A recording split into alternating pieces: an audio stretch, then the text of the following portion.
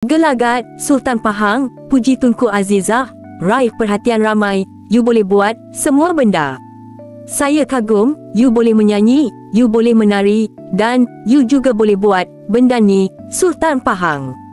Baru-baru ini, tulas satu video yang dimuat naik di laman media sosial TikTok milik @GoMalaysia yang peroleh perhatian ramai.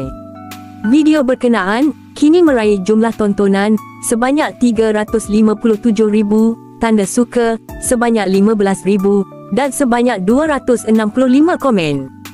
Di dalam video berkenaan memaparkan Sultan Pahang yang memuji isteri tercintanya iaitu Tunku Azizah kerana pandai membuat semua benda. Rata-rata netizen teruja melihat video tersebut.